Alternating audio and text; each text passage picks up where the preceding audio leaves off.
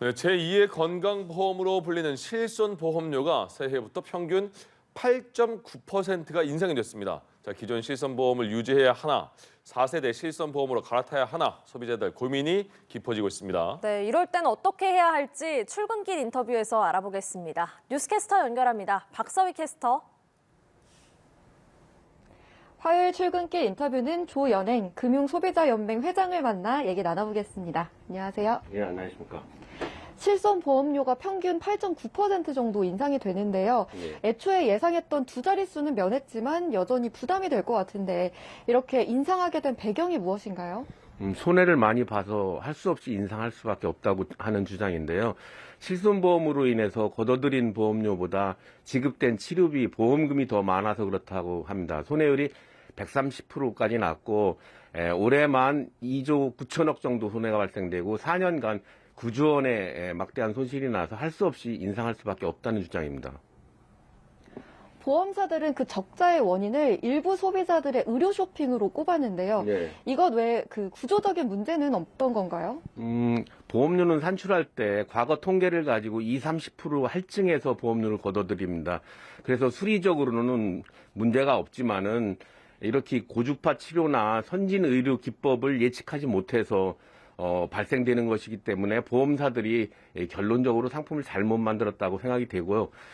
또한 사업비는 제외하고 손해율을 따지기 때문에 그것을 감안하게 되면은 그렇게 큰 손해는 아니다 이렇게 말씀드릴 수가 있습니다. 특히 이러한 고주파 치료나 선진의료, 백내장 같은 경우는 선량한 소비자들이 이런 치료를 받았을 때 보험금 지급을 까다롭게 해서 민원이 많이 발생되는 것도 문제가 있다고 생각됩니다.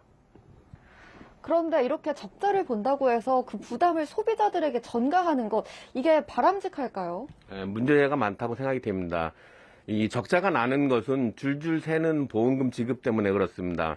의료 쇼핑이라든지 과잉 진료, 중복 보장, 허위 입원 이런 것들을 막아가지고 선량한 소비자들이 낸 보험료를 세지 않도록 관리해야 됨에도 불구하고 그렇게 하지 못하고 또한 사업비도 적정하게 사용했는지도 타이트하게 관리를 해서 손해를 관리를 해야 되는데 손해가 났다고 해서 무조건 보험료를 인상해서 소비자들한테 전가시키는 것은 잘못이라고 생각됩니다.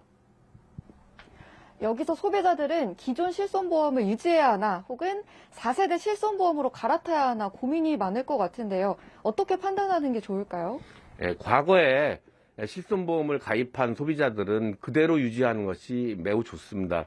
과거 상품은 보장폭도 넓고 보험료도 저렴해서 또 비급여에 대한 이런 것들이 본인 부담금도 없습니다. 그래서 상품이 좋은데 이것을 해약하고 다시 가입하려면은 다시 건강 상태가 나빠졌다든지 연령이 높아져 가지고 다시 가입하지 못하는 그런 사태가 발생될 수도 있고 4세대 실손보험은 비급여 항목을 특약으로 빼고 본인 부담금을 20-30% 높였기 때문에 그만큼 소비자들한테 불리한 점도 많이 있습니다. 그렇기 때문에 만일 실손보험을 들지 않고 있는 소비자라면은 4세대 실손보험을 가입하는 것을 고려할 수 있겠지만은 굳이 과거에 가입한 실손보험을 해약하고 전환하는 것은 추천하지 않습니다. 네, 오늘 좋은 말씀 고맙습니다. 네, 감사합니다. 지금까지 출근길 인터뷰였습니다.